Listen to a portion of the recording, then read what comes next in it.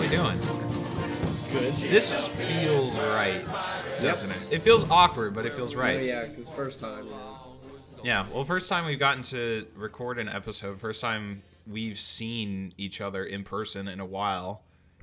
And no, Especially as a trio. Yeah, no, it feels good. Especially, dude, after an absolutely packed week of Pirates baseball, 10 straight divisional games, and an absolutely wild weekend. But, Mike, you know, I feel kind of weird sitting over here looking at your stupid face, just knowing you got two things right again. Paul Skeen's debut, you predicted the date, you were correct again. And then you said they would go to go like 5-5, 3-1. They need to go 3-1 in that final Cubs series. Yes, I said so because we were talking in the group chat, me and Noah, and I was like, well, if we want to break 500 over this, you know, not road trip because it wasn't really a road trip, but the 10-game span against the division, I said we got to go 3-1 against the Cubs, and then Noah was just all like, oh, that's a lot to ask for right now, and I said it could be done. Damn it, they did it. To be fair, it was a little bit to ask for, but I wasn't completely doubting you. I just said it's just a little to ask for right now. See, well, you know, they did go 3-1 against the Cubs. There's a I don't know about very good, but there is a chance they could have gone and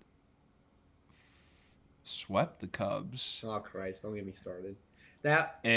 Dude, there was a little bit of kerfuffle on Saturday. So for those who didn't see it, Bednar came in. There was a runner on second. Bottom 9, 1 out. Correct? Yes. Yeah. Out, yep. And Christopher Morel was the Cub that hit the ball to center field. Got a single. Yeah. Michael A. Taylor throws a laser to home. It was like. Yes. Would have been the fastest out recorded in history, apparently, right? Yeah, I don't know if you saw this, Noah, but it was 101.1 miles an hour, and if it would have been an out, would have been the fastest out recorded this season. But, as we know, he was not out. And I think he should have been out. Yeah, well, the throw was a little bit in the left-handed batter spots, a little bit offline, so Bart... Well, you have to with all the new rules and stuff with all the plate blocking stuff. Okay, no, but you don't...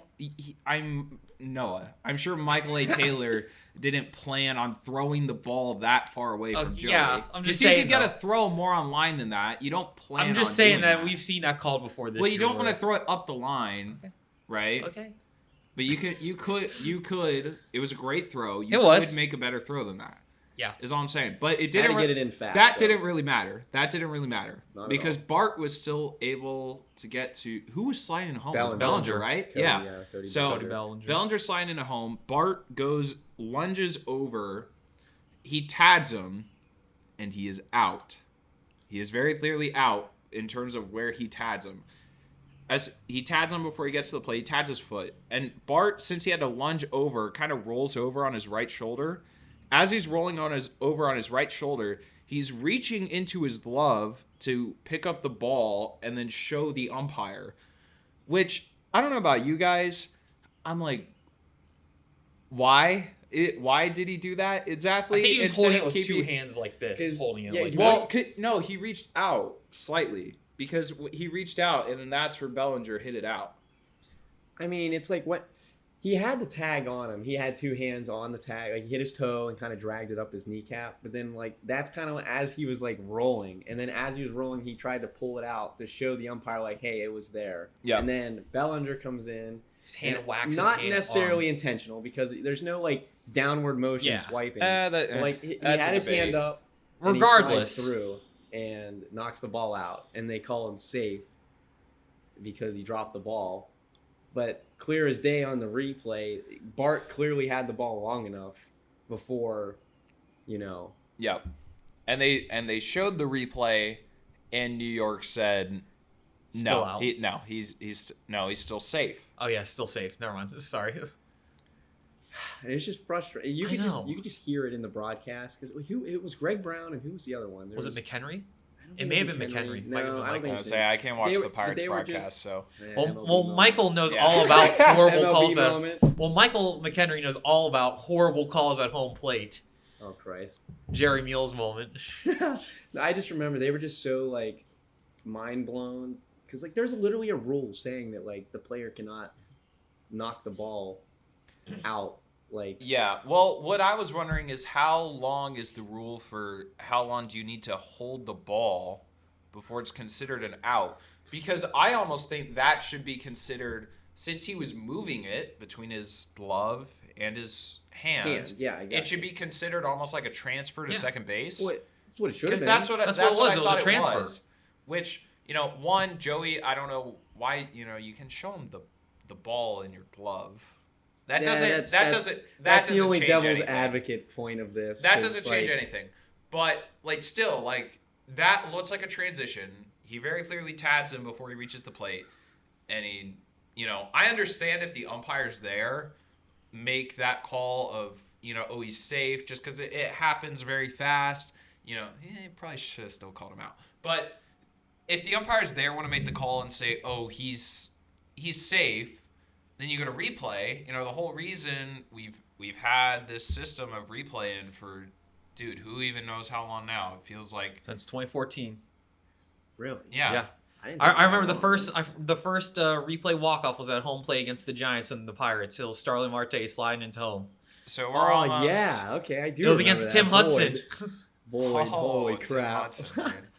Wow. So yeah, so we're what year is it? 2024. It is. Yeah, so we're 10, There you go. So we're 10 years into replay, and that's something that the replay system still can't get right. At least you know, from our eyes, that's what it seems to And be. then I remember I saw this. I think might have been on Instagram, but I saw it was like Derek Shelton asked the umpires like what was explanation on why he was called safe, and then he's like, oh, the umpires basically just said, oh well, it's not up to us. It's basically goes to New York and it's their call, and we just say what they say. It's like, well, that's a complete shit like I mean, they're reasoning. I think yeah, well, it's they're true. valid for that. It's valid. They but, know like, that's the only answer I they feel can like, give. why can't they just say there was definitely reasoning from New York to them on why, not just well, safe. I'm sure not they sure- explained it to them. I'm not sure if they can give that out to managers though, because Why they don't not? want managers leaking that out to the media and press and I conferences. guess it's weak. I don't like that. I don't like that. I Even mean, if it's a I do BS think excuse, there you should gotta just be live with there it. should be some transparency on the field. Yeah. Alright. Coming from New York. Now I'm going to be the bad guy a little bit, but in reality, we should not have been shut out. Thank you very much. That we is should have also tried very to true. maybe score more than 0 runs. That still doesn't change this as a bad call. Yeah, but because the Cubs went Well, that Saturday was the 1-0. day. Saturday was the day Shota was starting, wasn't it? Or was that Sunday? That was the same that day. was Shota because it was Bailey Falter. Bailey and Falter outdueled Shota. Shota went 7 shutouts. That was Sunday. And then Bailey Falter went 7 7 2/3. Yeah, 7 2/3. You know, really quick, I just want to say that, you know, for those games, me and Mike were in Philadelphia, and I have MLB TV, and normally I'm in California, so it's not an issue for me to watch the Pirates since it's, you know, far away. And I figure we're in Philadelphia, so since we're on the other side of the state and nearly 4 or 5 hours away from Pittsburgh, you know, we will turn on the Pirate game. We're like, you know, Skeens is starting, you know, let's watch that, right? Falter and Manga, that's a great game. Let's watch that. Nope. You're blacked out. We found out that you're blacked out from watching, I believe it's 4 different teams, It was like which was. you're blacked out from watching Philadelphia, which made sense. Phillies, Pittsburgh, Orioles, and then I believe the 4th team is the Nationals. Yeah. It's like, dude, why all the way Why in is DC? Dude. why is this still a problem? Dude, I love how man? MLB's like they talk all the time like, we want to expand, you know, people watching. It's like expand the game. it's like but we you wanna expand the can't game. Watch it. But but come on, man. The Pirates need all the help they can get on these broadcasts. And it's like Fans I understand, you know, the Phillies, if, you know, local broadcasting deals, you want to make sure. I think if there's any way you can get the local broadcast in a cable package deal, I understand if they need to have that blackout there. But it's like we have YouTube TV, we had Comcast, and we still couldn't watch the Pirates. We couldn't do it, so we had to listen to the radio. Pittsburgh Sportsnet's not available for. Pittsburgh YouTube Sportsnet's TV. not available. It's not available in Philadelphia. Period. Yeah, it's like- not local television. yeah, like a couple So, hours away from like, where the source Yeah. is. why is it blacked It's out? like, you know, we had to try pretty much everything. Stream East. Yeah, Streamies. you know, I was gonna mention them just to, you know, keep the plug a little bit on the down low, but I didn't say that. Mike, No. you know, going back and editing, maybe we'll Crop it out. we'll blur that out before the episode's posted on Spotify and Apple Podcasts. But yeah, man, they really need to fix that issue soon, because that's just being blocked out in the same state. well, being blocked out from 4 teams in one area is actually insane. Like, because even I'm pretty much in the dead center of California. I'm only blocked out from watching the Giants and the A's, and they're both on TV there, so it's not an issue. So I'm not sure why that's an issue here. Could be something with East Coast territory rights, but that very much needs to be fixed. But you know, let's get on track a little bit here. You know, guys, I am kind of upset that I was about a week late from missing Paul and his debut. Oh my god, But that game. both of you guys were there. If you want to touch on that a little bit, Dude, that game, it felt like 2 separate games were played because of the almost 3-hour rain delay. So Skeens didn't pitch horrible. He allowed, what was it, 3 earned runs, I think? 3 runs, in which 2 Which, were let in by the which bullpen. because of that absolutely insane 5th inning. That 5th inning was utter chaos. Because Skeens opens the inning, he allows two base runners with no outs. He's pulled out 84 pitches, which I think is the most he's thrown in a game since college. All right. So they put in Kyle Nicholas. Kyle Nicholas comes in and gets Cody Bellinger and Christopher Morella on 10 pitches, strikes him out like it's nothing. He proceeds to walk how many batters? No, don't forget. The hit by pitch, and then 3 or 4 batters. I think it was 4 because he threw 13 straight balls. Yeah. 13 straight. 13 straight outside the Unbelievable. strike zone. Dude, it's like he came in and he got Cody Bellinger and Christopher Morella. It's like 2 guys that have been like pretty good all year, and he gets them out like it's nothing, and then he 10 dishes pitches. out. Yeah, 10 pitches. on 10 Gets pitches, him and out. then he can't find the strike zone. So then you put in Josh Fleming, and he walks in another batter, and then gives up an infield single. And by this point, everyone is pissed in that Oh, stadium. they're booing. Kyle Nicholas got booed off the field. Like I really? felt so bad because there was not a single cheer for that brother. But it was 6-1, and then all of a sudden now it's what was it 6-4 or 6? I think it was 6. It might have been 6-5. 6-5 when they pulled him to bring in Fleming. 6-4 because Falter Yeah. walked in, or not Falter, Fleming walked in another guy, and then he gave Yeah, up that you're right. infield Yep, single. he definitely did. And then that's when the rain delay hit. literally after that single because they were trying so hard to get that inning done. But And no, none nobody of our could find pitchers this- could throw a strike. Dude, the box score for that inning is so wild. It's double, single, strikeout, hit by pitch, walk, single. That's when the delay hits, walk, and then the line out to center field. Oh gosh. So the walk, and the line out were post delay. That was Colin Oh my Horman God. came in. Holderman came in. Yes. So that was about a 3.5 hour inning if you really think about it. Huh? Yeah. Yeah. Colin Horman, Half inning. He Half came inning, in- not even a full inning. He came in 2 hours later just to walk in 2 more runs back to back. At that point, we were on the tee going home. And it was just, oh, wow. My bad. Yeah. Tweets But- getting to you, Mike? A little bit. But one down the wrong pipe. Wow. But I said to Noah during the delay, I did say it. He keeps asking me, and I was like, you know, as bad as that was, that might have been the worst inning of baseball I think I've ever witnessed live, let alone like it could have just been ever, period. And I was just like, you know, my gut's telling me that it's still good vibes. You know, Paul Skeens pitched, it was great, and I was like, we're gonna win the game. And Noah's like, no, it was terrible. It's like it was just horrible. It was like there's no good vibes, and I got a good feeling. Dude, I've learned just to never doubt Mike on these Dude, gut feelings. never. It is the weirdest thing. Jesus Christ, no. Sorry.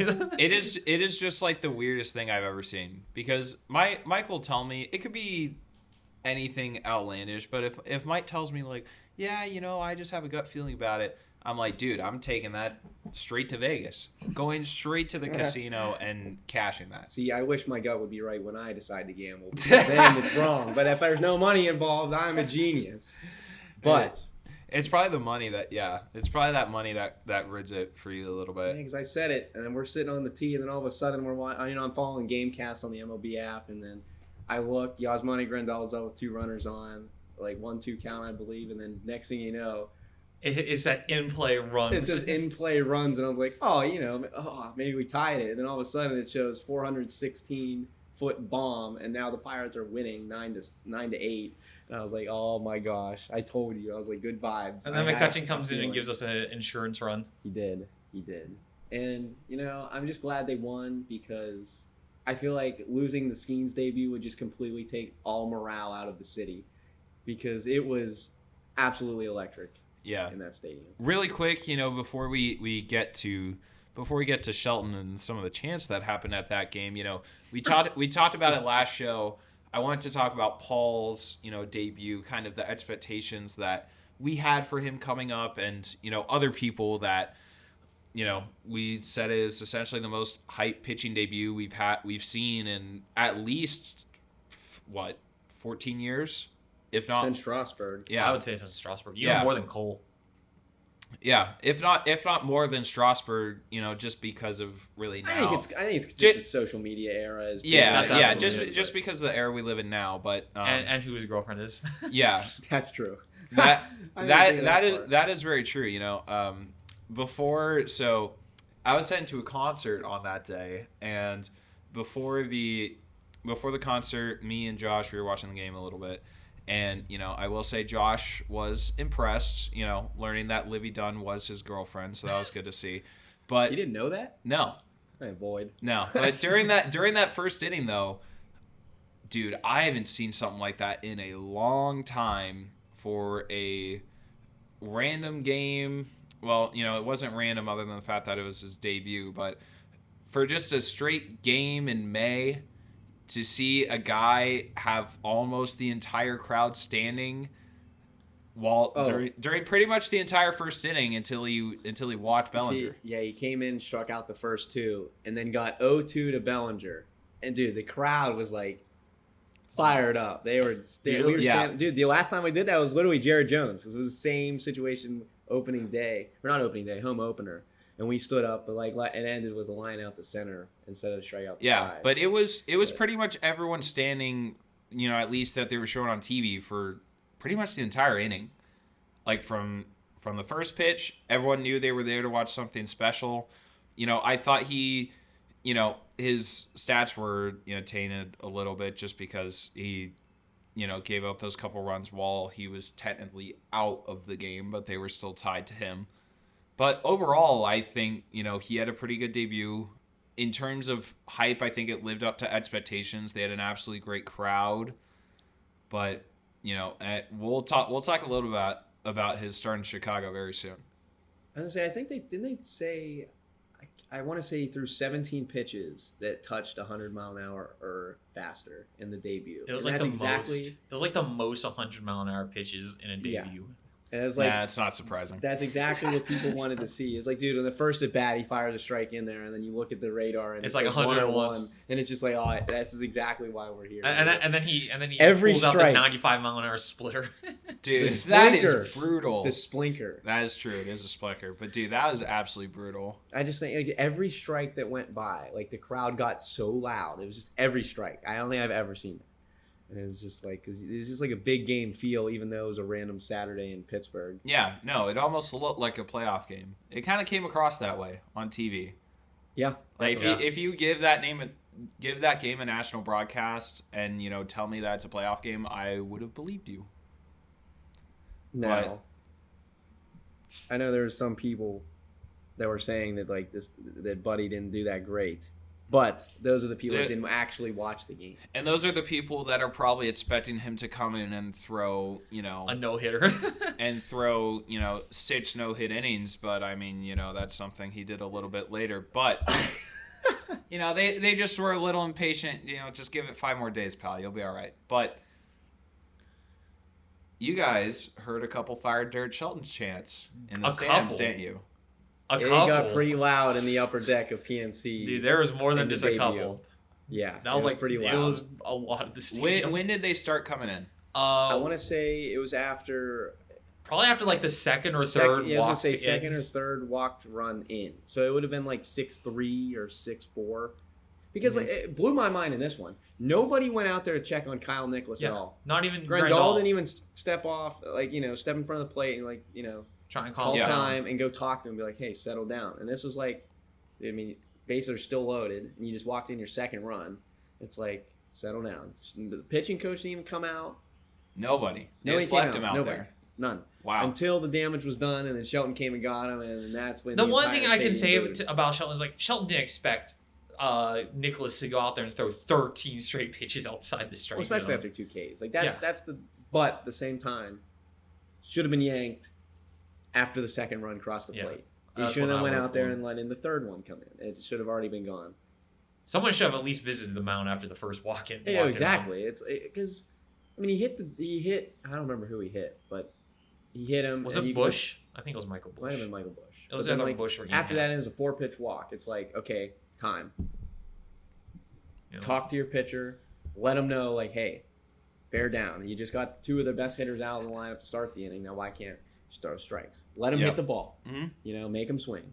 And he just couldn't do it. So then, you know, you start hearing the Fire Shelton chants, and it's kind of hard not to hear them. I'm sure they could hear them on the broadcast. It was loud to us. Because we're on the upper deck, and we're only like a few sections over from where Greg Brown and, you know, them sit on Where radio the or booth Yeah. is. yeah, where the booth Yeah, well, is. they at so least heard it. 110%. But I mean, but I'll say this: I think since that Cubs series, the Pirates have looked significantly better. And they went 5-5 overall in that divisional 10-game, you know, Just like you said they road would. trip. I asked for 500. That's all I wanted. I was like, if we can go 500, it's solid. So 5-5, right on the mark. Head on 500. And the Mike's chances gut the feeling chances comes through of that were looking pretty Pretty bleak. bleak. Yeah, but they did get some help with Paul Skeens in his second outing throwing 6 no-hit innings. Started the game out with 7 straight strikeouts too. And do you remember our conversation about 2 hours before first pitch? Do you remember this? We're sitting in Philly. Yeah, remember you this? want to guess what Mike said? He's Noah? got. So I gotta give the context first, then I'll let you say what I said. Okay. So before it, we're looking at fantasy, we're setting our lineups. I was like, oh, it's like Pirates, we got a game in about an hour and a half. We want to set our lineups right. So I knew like start Connor Joe or not. So I look at him. I was like, oh, you got anyone today? And he's like, yeah, I got Paul Skeens. And I was like, oh, okay. I was like, he's like, I need him to shove. And I was like, no, he is gonna shove because I just got this feeling. I was like, he's got that first game rut out of the way. And I said, watch, he'll go out there and go like 6 shutout innings or something. And he's like, well, I hope so because I need it for fantasy. Now, I believe you said 6 shutout innings with 10 Ks. I think or he had with at 11 least Ks. 10 It was- Ks. I think he had 11, right? Yeah, I think he had 11 Ks. Now, I did not predict 6 no-hit innings because I did not think that was possible. You still got the shutout part right for 6 innings. Yeah. Now, it was enough. just funny because Did you guys see? you reminded me about it. I completely forgot I said it, and you're like, oh my God, you were right again. Because it was like, I want to say it was probably like it was, I 8th think- inning at this point. So he was already gone for 2. And he's like, oh my God, what did you say his stat line was? I was like, oh, he went 6 innings. Yeah, and- it was I think later that night because that was Saturday. Yes. I believe. Saturday. Yeah, No, so we were no, hanging was out. that It Saturday? was after we had our WNBA fantasy draft. That's so funny. I can't believe we did that. I didn't think we were. I got an email and I was like, yeah, let's do it. It's gonna be great, man. I No, hope we got WNBA League Pass. Now we're invested. Nice. we're ready to go. What was that Saturday? No, I don't think it was Saturday. It was Friday. Was it an afternoon game? Pretty sure it was Saturday. No, Saturday was the game with the horrible call, Yeah, right? Saturday was Saturday. Oh, yeah, you're so right. Friday was. Oh, it was the Skins Friday. game. Yeah. Oh yeah. well, Friday was a very different day for me and Mike. But but as far as Skeen's second outing goes, I think this is really what we it was really more than we expected from him to adjust this early. But did you guys see that interview he did before the For game? the game. I did No, not you see know what it. we're talking about? I did not see it. You didn't see it? It was I remember with Hannah peop- Mears. I remember people saying that he got his interview skills from Brian Reynolds. No, that is very true. They are very dude. I Very reserved and very much quiet. hope they're friends. I need somebody to ask Paul. Until I can make my way into the press room, I need someone to ask if they are good friends because they seem like the same person. Yeah, but no. So I can't believe you didn't see it. It was like all over the place. But so Hannah Mears asked them like, you're first on the same team twice. They're gonna make adjustments to you. How are you gonna adjust? And it's like, and he basically just said, he's like, "Oh well, they can go ahead and adjust. Like, good luck to them." Oh, that And then one. just Okay. kinda laughed I remember about it. hearing that quote. Yeah. Never mind. Okay, I remember hearing that quote. I know everybody that's not a Pirates fan wanted that brother to give up so many runs just for that comment, and guess what? Dude went out there and was historic. So. No, I no do hit- think no hitter. it's even more impressive going against the same team again in Yeah, and back-to-back especially starts. because it was a little shaky in Pittsburgh because Yeah. there were some hard hit balls. Like Nico Horner hit a home run. Yep. First inning, Morel hit an absolute laser to center field, almost as a 2-run home run. And Yeah. we thought it was gone up in the rafters. Well, where to be were. fair, we thought a lot of fly balls Yeah, were a lot gone of them, because too. from the angle. Stadium. But I was like, no way. No way. First inning, he gives up a 2-run shot. That just. That'd be brutal. But Michael Taylor caught it.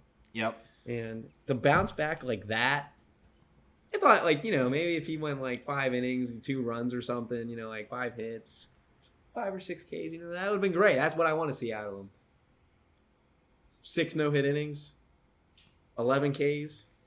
And a very important part of that, I believe he was at 100 pitches on Exactly. the dot. His 100th pitch was 100 miles an hour. And it was. That is insane.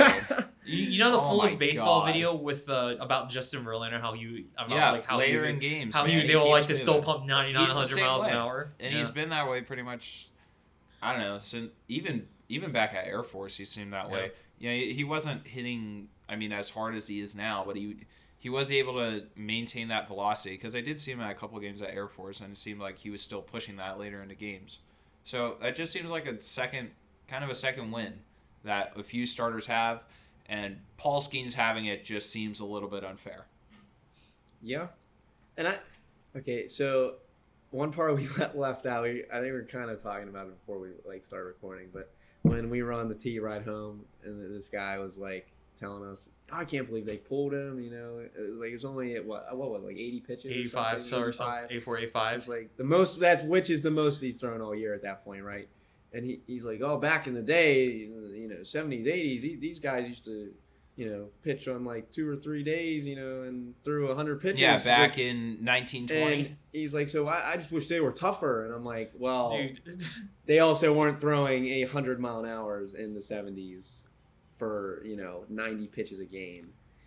Yeah. And blowing out the. He said, "Oh, well, some of them was like Nolan Ryan, Some and of that's them. it." Yes, Nolan Ryan. The few unicorns that exist at the time. Like, are, Nolan are Ryan we and Bob are we Gibson. gonna be those guys in 40 years from now? Be Back like, in my day. No, back in my day, we had we had pitchers that were hitting home runs, and we had you would DH the next few days. But and then some kid is just like, yeah, you mean like Shohei Ohtani, like the only player ever to do that? Oh, I hope not. I don't I don't know. It's like just that. random dudes. Even just random guys out of the pen just come in and throwing 99. And some dudes you don't even know their names. But then they have wicked off speed too. They didn't just have that in the 70s. It just didn't happen. The ones throwing that hard were Yeah, premier it's a dudes. very different game now, It's especially like with if spin rate. Ryder Ryan would have been the best closer in baseball in 1980.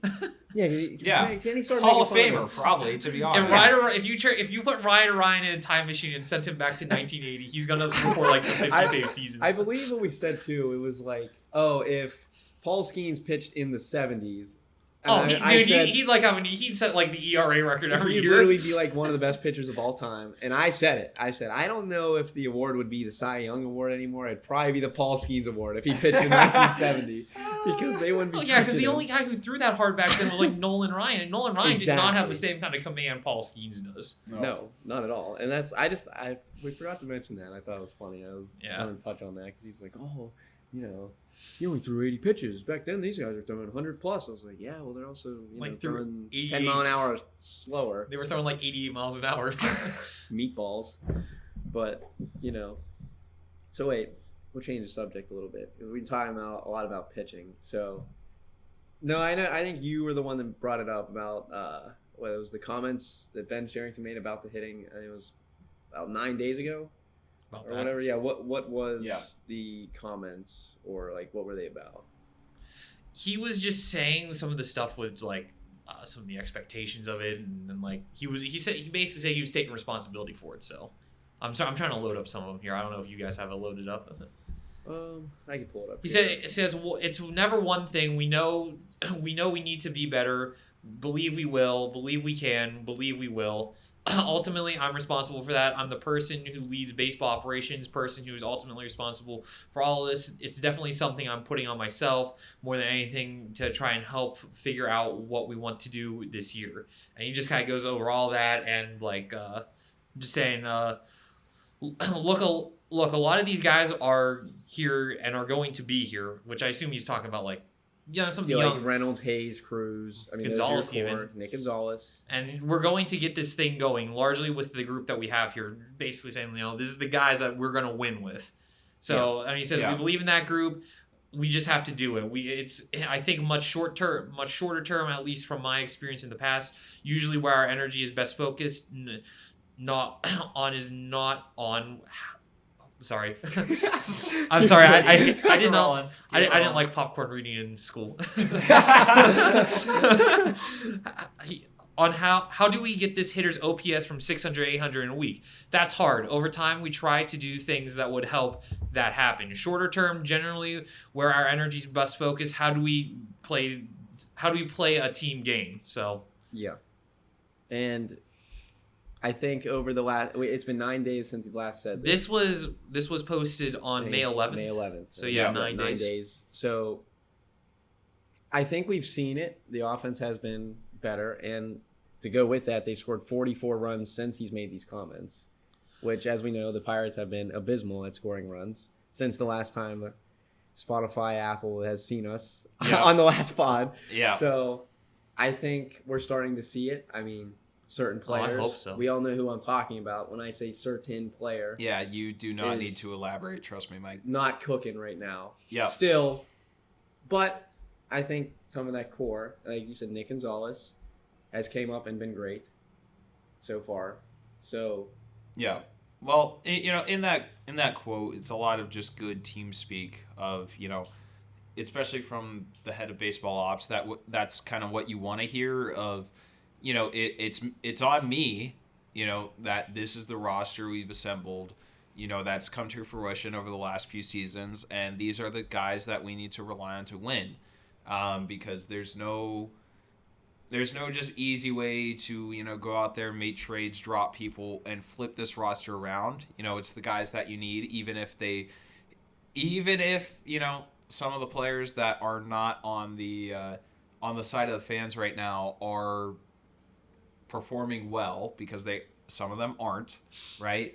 You still want to show, enough faith in them, because you kind of need to, especially because when they were brought into this team, you relied on that production when you were putting together your expectations for this year. I can tell you one thing. The expectations for Jake Lamb could not have been anything whatsoever. But now, homie is cooking in AAA, and there is a brother in the major leagues who is not cooking. So when is the time to make the switch? Because he said he wants results, and we're not getting results. And I know people are going to say, well, Jake Lamb's done horrible the last handful of years. Well, let's look at what Rowdy Tellez is doing. Well, where do you... Well, we name drop. Where do you... I don't care. Well, it's where do you tread that line between, giving guys time to figure it out, because there are guys that we even talked about on the last show that were not performing well. And, over the last week or two, their perception has changed in terms of how they're performing this year. Especially O'Neal Cruz.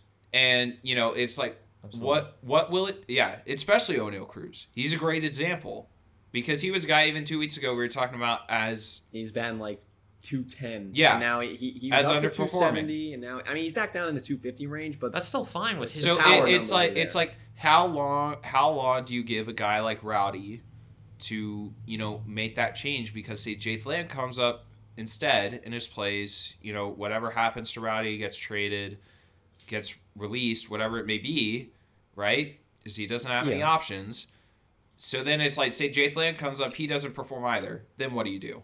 I think at this point, because we're kind of getting to that roadblock where I feel like you still have Connor Joe. Just make Connor Joe, who's literally been the best hitter on the Pirates. I don't think anyone's going to debate me on that one.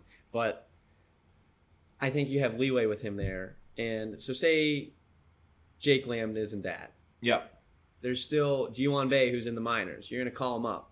You Yep. could always move, and that's the corresponding move. You DFA Rowdy, you bring him up, or Bring up Lamb or Bay. Well, Lamb would be up, but I mean there'd be another roster move. But the thing is, Yeah. I'm saying like then you have Triolo, who can play first base. Mm-hmm. So like he'd be the secondary to Connor Joe. Do you want to move Yeah. that defense over to first? I mean, I'd feel fine with Nick Gonzalez and Cruz, like if you had them that's in the fine. middle, and if Late you wanted, Gonzalez like, is playing, yeah. yeah, like I Late feel in like I'd the, be and okay then late with in the it. games, if you have to, you can move especially- Triolo back into second base. And especially when Hayes comes back. Yeah. Like having Hayes and Triolo on the corners, that's a fine by really me. good defensive infield. Yeah. fine by me. So Yeah. I just feel like there's a little leeway. And Rowdy's not the future, obviously. He's not a prospect. He's not too one of young. the core. So it's like I feel like with Cruz, you want to see him go through. Like you want him to work through that rough patch, and you're gonna give him the Time. chance to do that. But like, why do you have to do that to Rowdy? Like, there's no need. He's gonna if he was doing good, we were gonna trade him at the deadline anyways because he's on a 1-year expiring deal. Well, I do So- think you want to show that commitment to the clubhouse a little bit. That Yeah, if we I bring guess you in that in, regard, we're yeah. not gonna switch up on you too quick. But at the same time, we're almost into month 3 of the season. If Well, you're serious about they- doing anything this year, you can't play Rowdy every day. Because the thing is too, or even it's like semi-regular. it's like these games now, as as much as it seems like it's May 20th, right? Today's May 20th. Yes. It's like it doesn't, we'll be all right. You still got time to figure it out. These are the games now where you get to the point, especially if you're a team like the Pirates, you get to the point in late September and it's like, damn, we're 5 games back with, 10 games left. That's going to be rough. And it's like, if you can win just a few more of these games now, that can make a major difference down the road. There is a massive implications right now because of how good the pitching has been. And now you have Skeens, Jones, and Keller, who has been absolutely outstanding in May. I think I said it was 3-0 in May and a 1.29 ERA. That he's pitching like an ace right now, and that's exactly what the team needs. So those 3, if they're on as a trio, is arguably top 5. So if you get average at best hitting, they are going to win games. Dude, not only that, but look how good the rest of the rotation And yeah, been. Falter, 7 Falter- 2/3 shutout. Falter's been honestly one of the better pitchers in baseball For since that Rodolfo first. Castro, remember that. See, no, I will say too, it's as long as you remember to send your text to our group chat in the Yeah, morning. true. Then he performs True. good. That's so funny. True. He hasn't given up a run since he sent it. Yeah, because it was the one game where you didn't. He gave up a 2-run home run. And then in the I first sent inning, it, and I was and like, oh he shoot, I goes- forgot. Then you sent it and he locked in. And he was And good. he has yet to give up a run since that. That's and that's right. 2 starts. That's their 2 starts. He after that. Why can't I think came of our in, 5th pitcher? Why can't Martin Perez. Martin Perez. Martin Perez didn't even have Martin Perez had a bad outing, but he still just overall hasn't been horrible this year. I mean, if he bounces back, which I think he'll I mean, do, the 9 earned runs in Milwaukee definitely inflated because I want to say he was hovering like the 350. he was like 350 line or ERA. 360. Now He was at pretty good. 360. It shot up to 486. He gave up. I think now. I think I said in our group chat, he had given up 3 home runs all year, and then that believe it was game he 4. gave It up was 5, Through like his first 8 starts was 4. and then he And then he gave gave up up 5. 5 in 5 innings. I think they said it was the most since Steven Brault in like 2018. I think Yeah, and Brault just caught a stray. Yeah. But Steven Brault was the guy who brought it up on the good for him. No stray. then. broadcast. But like, it's just if the hitting can get it going. Just average. I'm just asking for average-ish. Exactly, and it's like this is the best. I'll say it right now. It's the best rotation that the Pirates had since the playoff days of like 2013 through 15. I don't think it's been anywhere close after Absolutely. that, right? No, not even.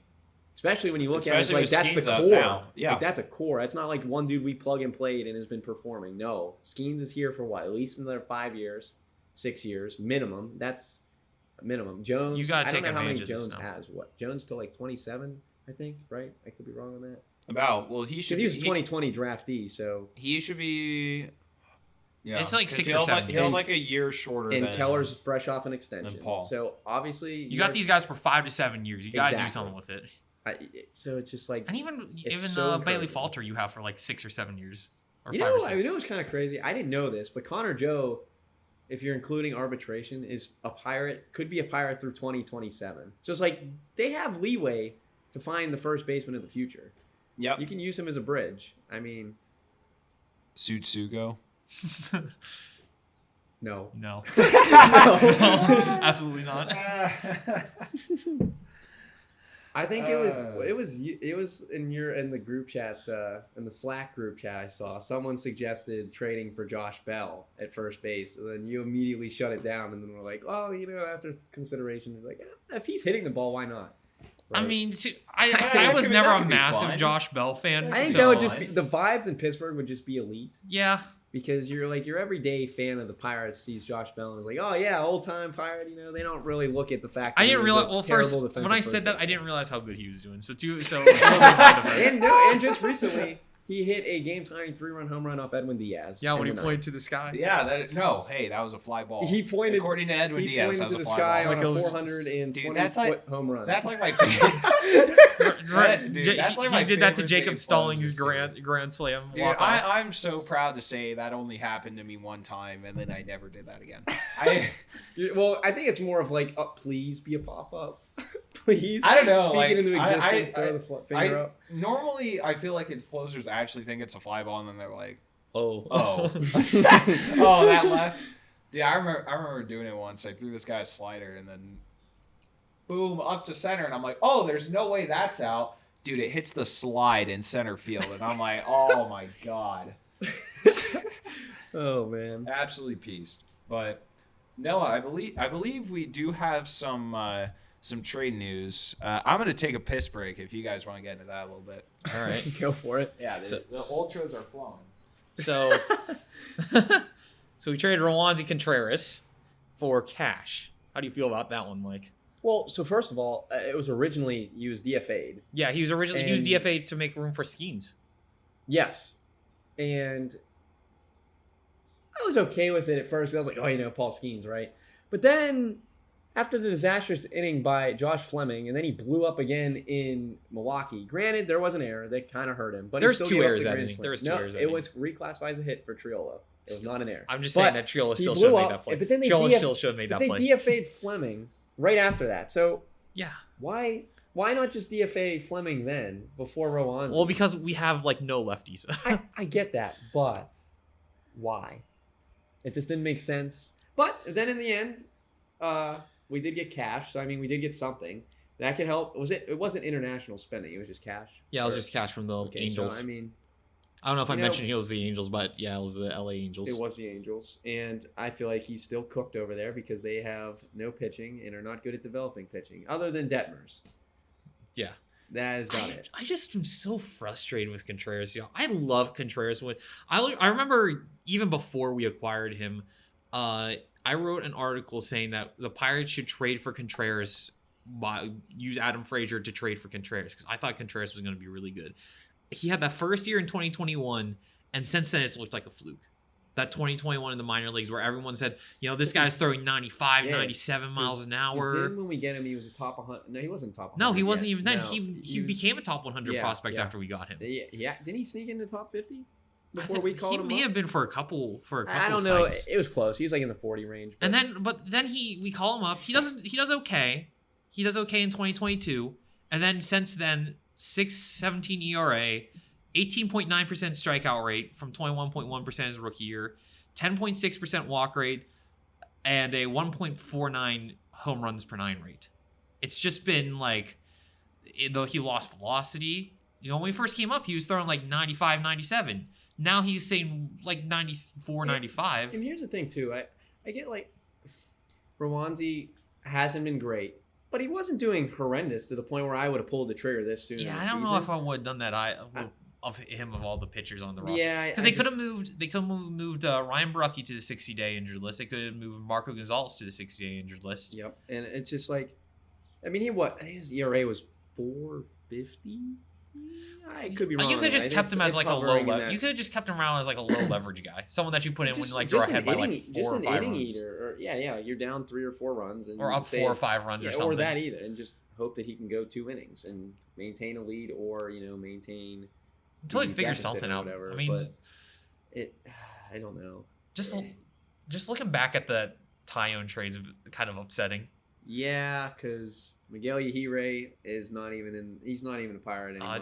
Like, He was another guy I was excited for. He just had he had forearm injuries and back injuries, and that just he lost velocity, he lost stuff off his fastball, and the thing that made him great was his command, and the back injury just took that out. And then, Contreras just hasn't panned out. Can Smith and Jigba's still in the system, and he's he wasn't. We did lose him. We did a little bit, and then we to Seattle, him. and then we brought him. We brought him back, so he's still here. He's still there. And then Mike Escoto, who's at high A ball. I literally never. He's at high A ball. He's an infielder.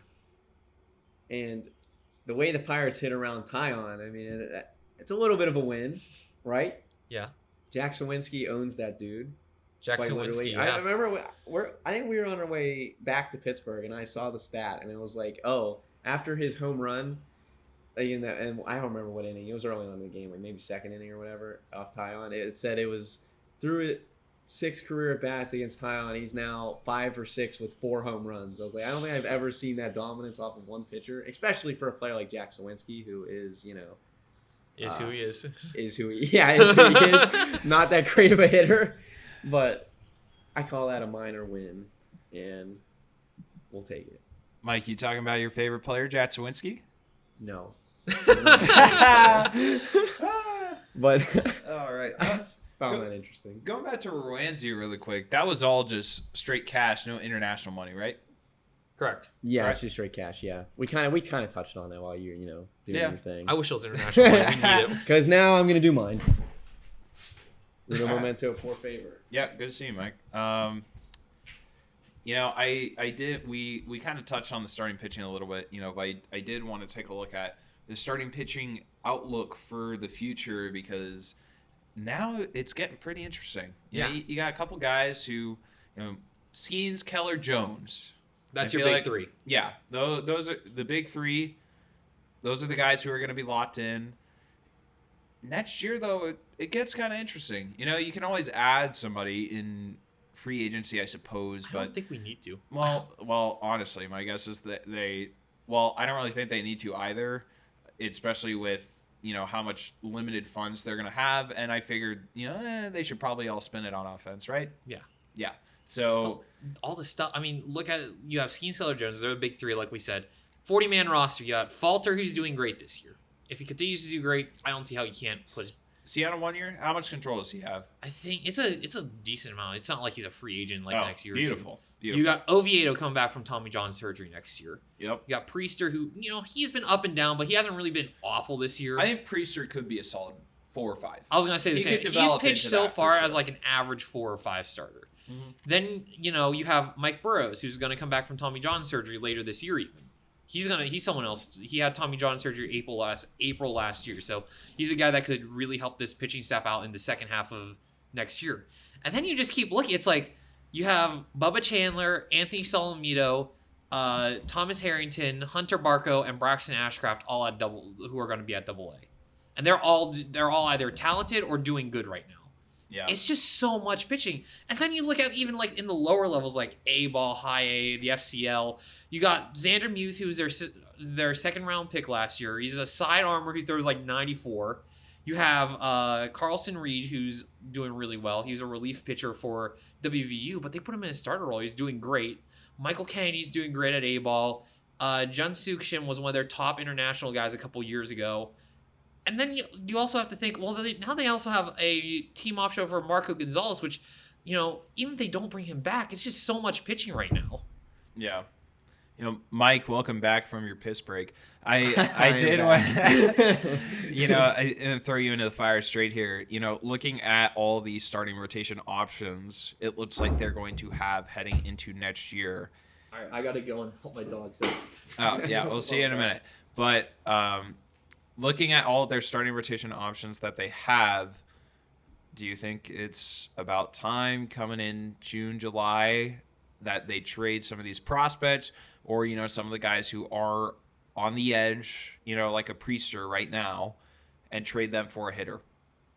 Honestly, I think it really depends. I know right now it's only May 20th. I mean, you still have a whole month of June and what? The deadline's it ended July, so... Yeah, July... But Yeah, typically should be the end of you July, typically know at maybe, the or All-Star August. break. Yeah. So I think it's a little early to say, whether or not to unload them and get a hitter. I know Mhm. that's common answer among Pirates fans right now would be yes, immediately get a hitter but like I said, Because they need we've it. scored 44 runs in the last 9 days. I mean, that's a step in the right direction.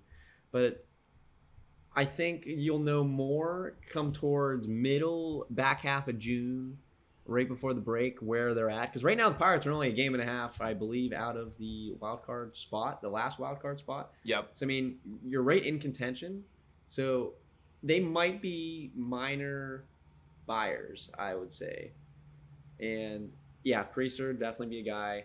Originally, I think I brought it up on like one of the podcasts. I don't remember what episode or what we said it, but I did mention Nick Gonzalez. Retract that statement. Nick Gonzalez is a Pirate. We're gonna keep him because that was like before when they Yeah. just refused to bring him up. You know, And- that could be another thing they do if they decide they're kind of in a spot where they're like, I don't really know, if this year is going to be our year if they can't get someone who does have a little bit of control. So what they could possibly do instead is maybe doing a prospect swap like the Michael Busch trade. It possible, yeah. I would say. I honestly think that might be the move. If they're in a similar spot where they're at, like, right now in terms of standings in June, where you're like kind of looking at that third wild card, I think moving that direction, especially with just the class of pitching talent they have and the not really like guys who are like close to MLB ready that they do have, that might, be the route that they should go. I think especially too. I mean, if you look at the division standings, there's 6 games out now in the Wild card Why or am I- division? divisional. I'm talking about division. Yeah, I was So gonna say wild we've card. They're only pretty played close. the Cubs and Brewers. We've yet to play the Cardinals or the Reds. So I mean, you still have all those matchups. You're only 6 games out now. You won 5 of your last 10. Yeah, I mean, it's like there's still plenty of room to gain on that. yeah. You still have a lot more games against the division. It So, doesn't. I mean, It doesn't look like there's any more divisional games until June 11th. Is that first series against the Cardinals? that's crazy. So we're not going to play the And Reds then- or the Cardinals through the first 2 months of the season. Later half of That's June. kinda wild. June 24th through the 26th is in Cincinnati.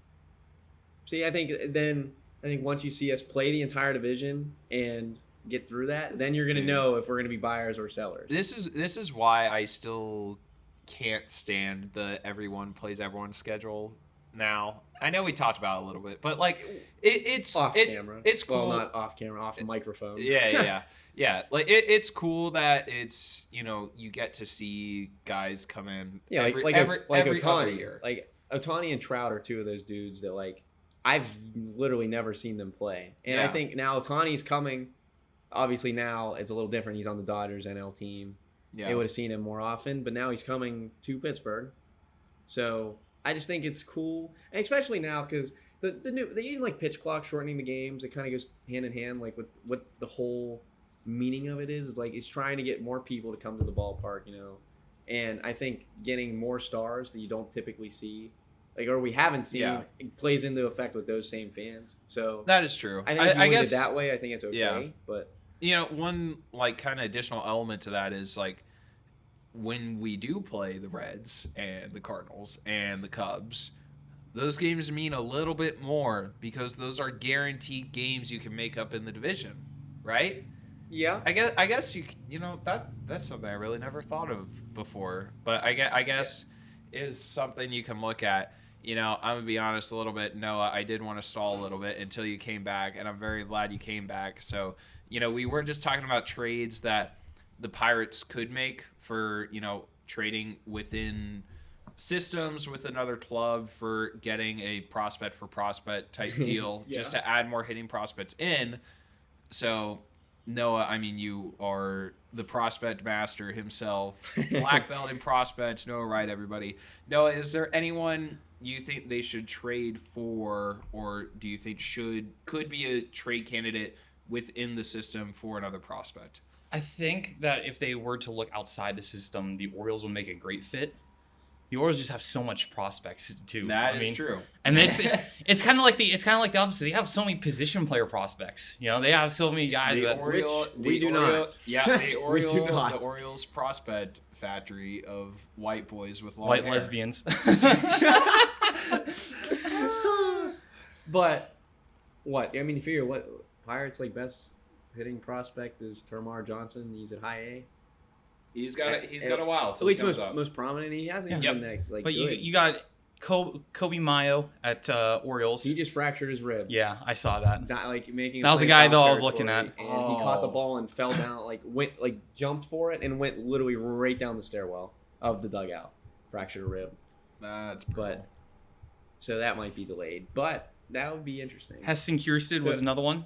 You weren't here when I said to him, and he said like prospects, and I said yeah, Priester's definitely one. And I said maybe like another guy, and I said way back when it was Nick Gonzalez, and I was like, nah, retract that statement. Like, I'm not gonna do that. But I think one dude, it could be, I'd say Mike Burrows would be one, just because he is coming off of major surgery. I was gonna So say Burrows would I think be one that'd guy. be one if some team sees the value in him. I think you package him with Priester and potentially get a hitter. I think you still get some. I think Burrows still has value. I think if you really want to go for a guy that's like a proven hitter in the majors, someone who's had success in the majors, I would consider trading Bubba Chandler. I don't know. I like both. I like Bubba Chandler a lot, but if you can get a proven good hitter who's under control for like 3-4 more years, I would do it. Is there anybody in there you have in mind? For under controlled? Yeah, of the hitters. No, not really. How much? I know we. That's kind of just something that kind of happens.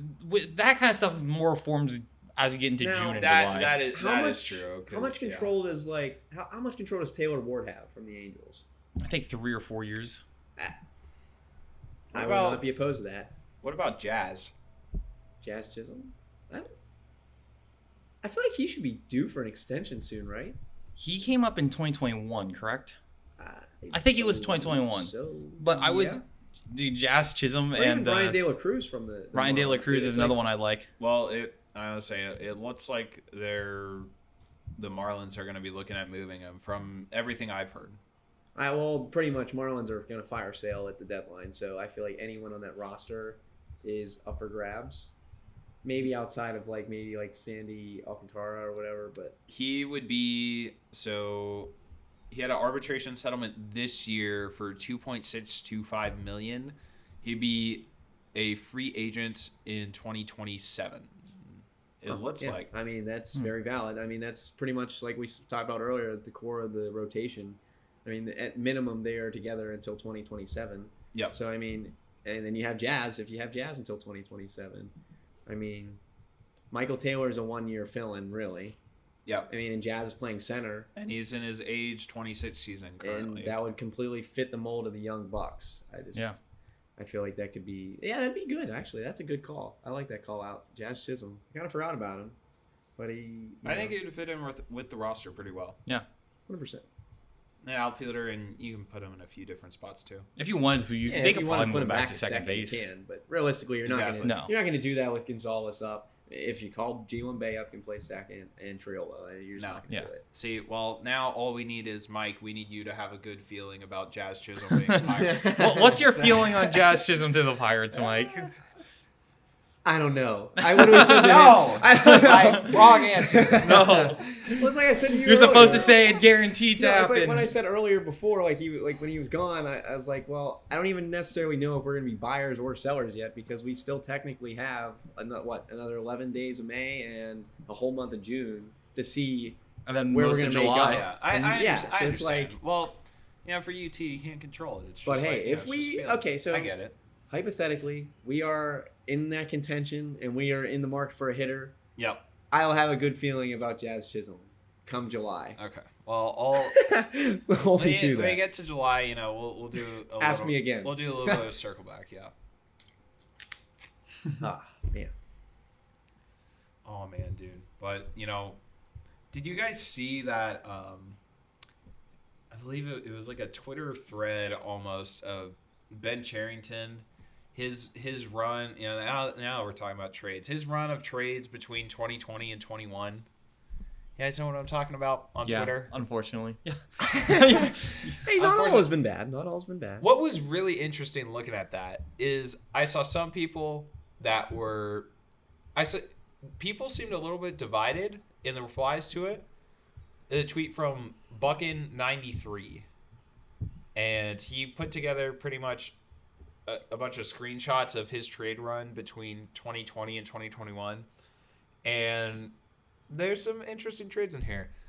Josh Bell to the Nationals could be soon to be Pirate again. Josh Bell. That would just be so funny. For Will Crow and Eddie Yean. No, I'm gonna say I thought that trade was really good at the time. I'm gonna be Well, honest. Crow kind of had some. He had some good work, He had some okay. Yeah, he was. but he had a lot of bad meh. work.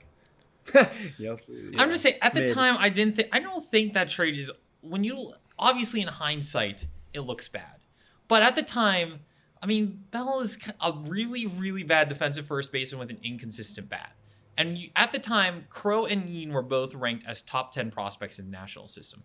Now that granted that was before they rebuilt and had a great farm system too, but still 2 top 10 prospects from a system for a good but not great first baseman. I thought that was a good deal at the time. Well, let me run through the rest of these really quick because I have some information to share. So, then you had Peguero and Malone getting acquired for Starling Marte. Then you had Tyon getting traded to the Yankees for Miguel Yajire, Roanzi, Cover that one. yeah, Kinda talked Escato, about it, yeah. Smith and Jigba, Joey Lucchesi to the Mets in that 3-team deal, which also sent David Bednar to Pittsburgh And Andy Rodriguez. and that was Andy the Musgrove. Rodriguez. That was us sending Musgrove to the Padres. And Musgrove to the Padres. Yep. I'm okay with that deal. 100%. Holmes in exchange for Diego Castillo, Park, and All Rob right. Brantley. That is actually terrible. And- Now looking on And hindsight. okay, and last one, you had Marcano, Sawinski, and Milano acquired for Adam Frazier to the Padres. And that's a win. Yeah. Oh, actually no. There's one more slide. Sorry. Jacob Stallings for Zach Thompson, Kyle Nicholas, and Connor Scott heading to Pittsburgh. I think we won. I mean, realistically, I'm Look, gonna, yeah, I'm gonna say we won that one. yeah, because he's not a Marlin anymore. Yeah. So Also, he was awful in Miami too. Bryce Wilson and Ricky DeVito for Richard Rodriguez, and then Carter Binns for Tyler Anderson. okay, that Atlanta Braves So- trade was mid I both ways. Yeah. I've seen some people say, that seems pretty good. It's kind of average if you ask me. I've seen like, some people say like, it doesn't really look like we got, that much in return for that, which I think is fair. But also, so Really? shout out Oh, go ahead. So shout out Owen Gabby on Twitter. He put the math together, and so keep in mind some of these players did have expiring contracts. Would Joe Musgrove still be a Pirate if he was on the Pirates and never traded? Probably not. But so keep that in mind. But the players the Pirates traded away have been worth 44.9 FWAR since they left. The players the Pirates got back worth 5.3 FWAR Damn, in total. that's rough. Yeah. But, okay, one specifically, because I wanted to say it when you read it immediately, was the Clay Holmes one. Clay Yeah. Holmes was utterly abysmal as a Pirate. He was borderline DFA'd I'm just saying. at that point. And I literally didn't think we were going to get anything for him. And then all of a sudden, notification hits the phone, and boom, we got 3 players in a deal. And I'm like, dude, there's no way. And Diego Castillo and Hoyt Park got a decent amount of playing time the rest, that season. Yeah. Yeah. So it was like they plugged in pretty much right away. So it was like it's fine. But Clay Holmes is now in a league I knew with both I an knew arm. Clay Well, Holmes was gonna be I good. say, I said what's Clay Holmes that, was gonna be good. What's that Macklemore bar? Is it from Thrift Shop, I think? Or he says, it's one man's trash is another man's treasure. Oh Christ, I don't know. I'm pretty sure maybe. that's it. Well, I think that just goes to show a little bit about the Pirates player development system. Every team is going to have guys who slip through those cracks, and it's, you get through one system and you look kind of mid, if that, maybe worse. I mean, hey, Clay Holmes at the time was not even looking mid. and then you get traded somewhere else. He wasn't even average. You get He traded was somewhere else. below They have a average. new strategy, new coaching for you, and then that kind of that transforms your career. It really saved Clay Holmes' career, but it's like wondering from the outside, it's like, yeah, why weren't the Pirates able to figure that out with how long they had him? I mean, you could argue the same thing with Tyler Glass now. I'm just saying, I knew when we traded Clay Holmes, if he just figured out command, he was going to be good. And he did. Yeah. I mean, I watched him. He had a great sinker and a really good slider. And I thought, if he could just be average at command, he's going to be really good. And he goes in New York and does that. I'll say this. This is kind of the question for you. You can chime in if you want, Dawson. But correct me if I'm wrong. Ray Searage was the pitching coach at the time, right? When we trade Holmes? No, Was he it? was not. No. It was Marin. It was still Marin? Oh, okay, well then that scratches that question. I was going to say, do you think if he would have had more time with Marin, would it be different now? Like in this Pirates Marin's been our staff? pitching coach since 2020. So this staff now compared to then, do you think it would differ? Do you think he'd be pitching better if we kept him than... I think we've gotten better at pitching development just based on what's in the majors and what's in the minors now. Because I feel like Clay Holmes would, we figured something looking out at with it the now, pitching. probably would be one of the best relievers on our pen, right? Yeah, I think we would have figured him out, honestly. Yeah. I did just want to, throw that tweet out there because I thought it was pretty interesting, especially as we talk about, getting into trade deadline stuff and how the Pirates' strategy is. Filling holes. Yeah, but it's just, it's an interesting note, especially as we head into, what could be an offseason in Pittsburgh where changes are made. If, you don't see that return back for the guys that you had, that could be something that kind of ends Ben Cherington's time in Pittsburgh, potentially. I don't know. It could be a contributing factor. Eventually, if you can't build off of last year and you can't at least be a little better this year, I I'm think not you got to gonna at least. I mean, that return you get is so important I'm not for going to lie. those guys, especially when you You start think stepping about this. Does Rowdy get signed if Endy doesn't have Tommy John? Because Endy's probably playing first base with Connor Joe. I don't want to live in that hypothetical No, world. but I'm just saying, but that's the thing, what I'm saying, that's one of Sherrington's, dudes. that is That true. was acquired. Yeah. So, and he doesn't have him, nor Oviedo. So, those were both, Oviedo was a Sherrington trade, correct? Yeah. Yes, so, For Jose Quintana. exactly. Hey, So- they didn't leave that one in. Why did they include that one? Yeah, why didn't they put that on the tweet? That was a good trade. But that's my point, though. I just think an injury bug kind of hits, and I don't know if you could just cut him outright. Because, dude, Endy's going to be a huge part of the Pirates.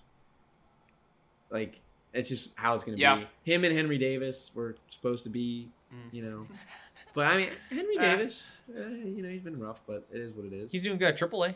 That's he why changed- I just thought... here's- I here's don't the know. What's he been doing, Noah? He's been doing pretty good, and he changed up his stance at AAA. I'll say, yeah, we need our... He changed his stance. There was pictures of it, and he changed his stance up, and I'm going to blame Andy Haynes for all his struggles with the majors. It's just so I feel like I give Ben Sherrington a little more leeway just because not all of his guys are there. Now majority of the core is I up, think but that is- Endy was a main part That of is the core. one position. It is one position. But the I still pitching think you has got to, shown that they are good. if you can't get better this Skeens year, and you got to at Jones. least start that fire under his seat a little bit. Yeah. Yeah, no. I definitely do think Ben will still be around after this year. The way things have I think gone, at the bare minimum, at least one. at the bare minimum, I think Andy Haynes is gone after this year, regardless of how the Pirates hit the rest of the season. I just don't think he comes back. I don't think so At either. least one. I don't think. You don't think? I think he's gone. I think. Well, I'm saying I agree with you. I don't think he's going to stay here. I don't know. You think he's gonna I get don't fired? know. I think he's gonna be like at the end of the I season. can definitely see a world where the Pirates finish with, say, 84 wins, or maybe like 81, right? And then they're like, okay, and then just do nothing. I don't know because That if is, they- I see that as a very Yeah, strong but- possibility. okay, but what's more likely, him getting fired or Ben Sherrington? Because if you fire Ben Sherrington, you got to get rid of Shelton too. him for sure of the two, but I don't think either will happen. But that's what I'm saying. If one's going to happen, most likely it's going to be Haynes. Because if you fire Sherrington, then you almost have to get rid of Shelton and let your GM pick your new coach, right?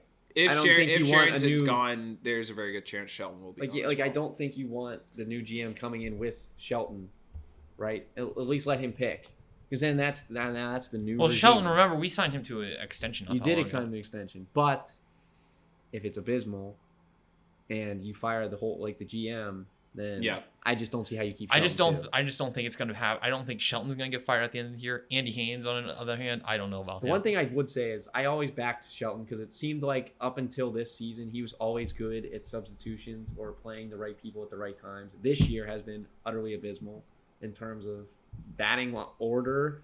Or Yeah, everyone's complained about him just people switching coming things in up to too much.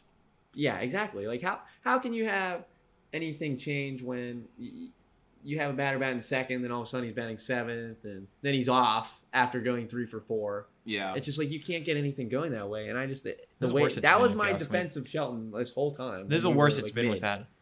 Yeah, His bullpen management, whatever, because the bullpen, probably we'll talk about that later, just hasn't. Oh, dude, I'm ready to get into that now. To be honest. Yeah, I'll go for it. Bullpen. dude, that bullpen. Dude, Jesus Christ, man. I mean, to be fair, I mean, look at what. So that's the first series against the Cubs a couple weeks ago. It was we almost blew every single game because of the bullpen. Yep. I mean, to be fair, though, we have David Bednar and Aroldis Chapman haven't been great this year. Bednar's been getting better. Bednar has better. been getting better, but he hasn't been as good as we expected. Is what I'm saying. Chapman too looked good. Was it yesterday's game, right? This last Came in this scoreless last eight, series, had 2 Chapman's Ks. looked decent, but I'm saying Yeah. overall, Chapman and Bednar have been nothing like we've expected. We expected them to be the Bednar's 8th and ERA is 9th. like 8 ERA. We right expected now, them to so, be the 8th and 9th guys, come in, game over, and after the 7th. Yeah. Baraki, also a guy that was really supposed to be a big part, has Wow. barely pitched this year. I think he Injured. pitched Dari Moreta. He got injured before the start of the year, Money man. and we just called up Majinski now. So think about for a good portion this year, we were out 5 of our best relievers. Well, looking at the season preview, we thought it was going to be Bednar, Chapman 8-9, and you're going to have Holderman, Majinski rotating the 7th. Yeah. And that's not even including, if you're picking one or the other, one's getting left out. Then Moreta, Baraki, it was just supposed to be loaded, and none of them have been, other than Holderman. Holderman's been great. Yeah, outside Holderman's of been- the 2 walks he had against the Cubs, but I think his ERA is like 0.68 or something like Yeah, that. it's really something low. in that Very ballpark. low. Since I he's mean, come he's off been the injured good. list after the second week of the And season. going into the game, where Bednar, I guess technically he did blow the save, even though the umpires blew the game at home plate. So, but the previous 7 before that, he had a 2.57 ERA, which is more so up the alley we expected. Yeah. But, and he's turning it around. Yeah, But it was just like we weren't hitting the ball, and then all of a sudden the bats start getting going, and then the bullpen just says, Nah. now we're gonna blow these leads even after we get it." It's just like, somebody I've been really I don't know, excited but happy to see doing good is Hunter Stratton. He's been great this year. he's had his moments too, though, where he's Yeah. kind of been hit. But He's- he has been good. He's been our best bullpen guy if you ask me this year. Nah, I still say Holderman. Holderman. Yeah, Holderman. Yeah, I mean, I'm kind of thinking of I kind of forget that Holderman wasn't here at the start of the year and kind of throws me off a little bit. yeah, because he was on the IL, right? Yeah, he was on the Yeah, IL so- for those first 2 weeks because he had that flu and they said he lost 10 pounds. That's crazy. But he's definitely been the best one in my opinion. I think honestly it's just been new juice since Paul Skeens got called up. I know a lot of people were like, "Oh, well, what's this going to do for the bats?" I was like, "Dude, all it takes is that little spark, a new swagger entering the city. It's just like Lifts picks spirits everyone up. Yeah, it lifts it up. It's like all these random dudes who I feel like the Dodgers, they get random guys that were okay hitters, and then they go and just overperform. It's because you're going to this big market team, and it's just they're winning. It's a winning culture. It was definitely a little bit of a perfect storm. I feel like over the past week, you had guys making adjustments at the plate, and then you had Paul come up at the same time. Then you had really the entire the starting pitching staff, performing to kind of where, we thought they could go. And it's like all of that kind of coming together at once, and then really now it feels like the only thing, for the most part, offense still has some issues, but for the most part, it feels like the bullpen is what's dragging this team down now. Yeah, I mean, it's been a struggle over this. I think it right now is the weakest part of the roster. I agree.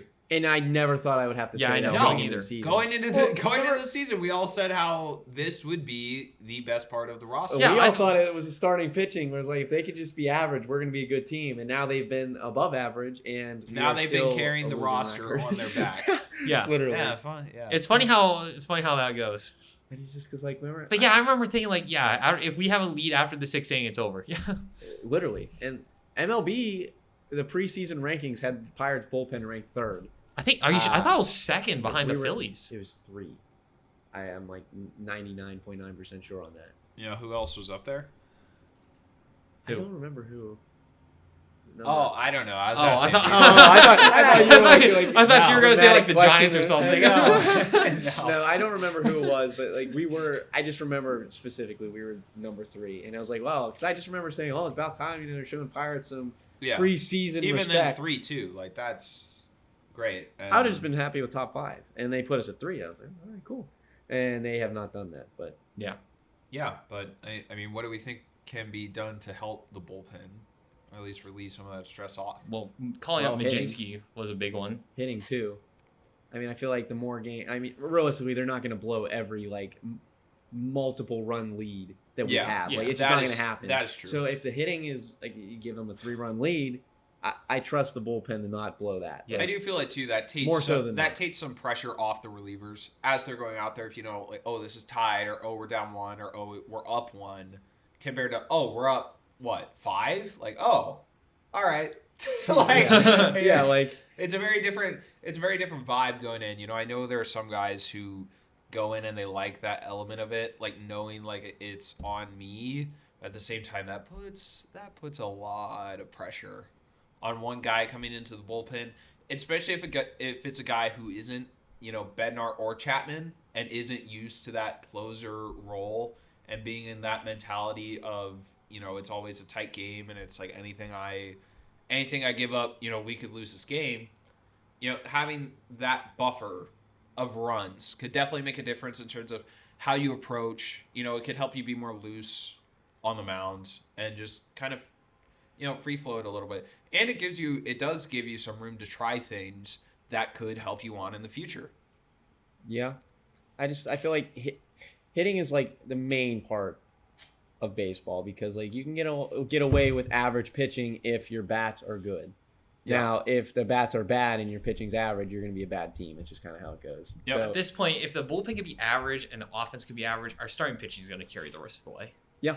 Yeah. And I didn't think we'd say that ever, But now he's here. To be fair, maybe going into when Skeens. but going into the season, no one thought Jared Jones was going to be like this good. I thought he was going to be decent, no doubt, but I didn't think he was going to be like. I don't know. I do remember This good. Noah saying how good he thought he was going to be. I mean, okay, fine. Noah thought that. Like nobody else. I feel like, yeah, I would have been happy if he came in, and pitched like number 3 starter, number 4 starter numbers. Say like I don't know, like Yeah. high 3s or like low 4s ERA. Like that would have been solid year for Jared Jones rookie season. But no, now he's under 3 ERA and he's been great. Under 3 ERA and just And- like doesn't walk and anyone. Keller, who started out so rough, has looked great in May. And then you have Skeens, who's now an ace. It's just like, well, I shouldn't say now an ace, but what he just did is ace-esque. Yeah. And it's like, no one. I just don't see it. I think we definitely talked about it. Where like when Skeens comes up, this rotation could be deadly. But it was like getting there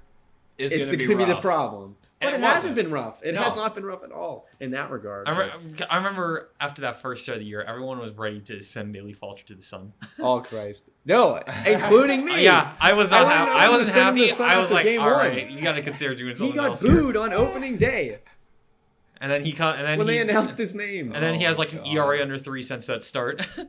and he's been good, and I fully regret that. Anybody pick him up in fantasy? No. No.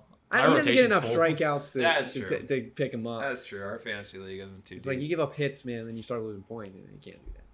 Yeah. But Hey, someone who has been getting some hits lately, Andrew McCutcheon, man. yeah, He's done great out of the leadoff spot. Yeah.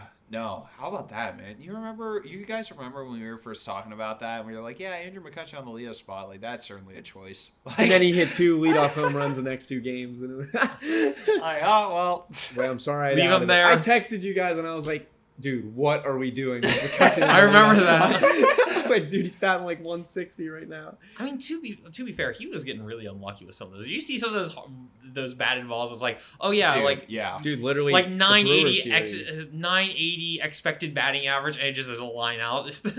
Dude, just in the Brewers series, Sal Free, Oh, like, yeah, that literally hit. full Superman on the warning track. That- which would that have been one. an easy double. Maybe a if it triple. drops. Yeah. Yeah, I mean, he missed that on a dive. That's a triple. I mean, Kutchin slow, so it's just like stuff like that. And I don't remember what game it was. He got that hit, and then like he kind of just got the first and like put his hands up, like, yes, I got a hit finally.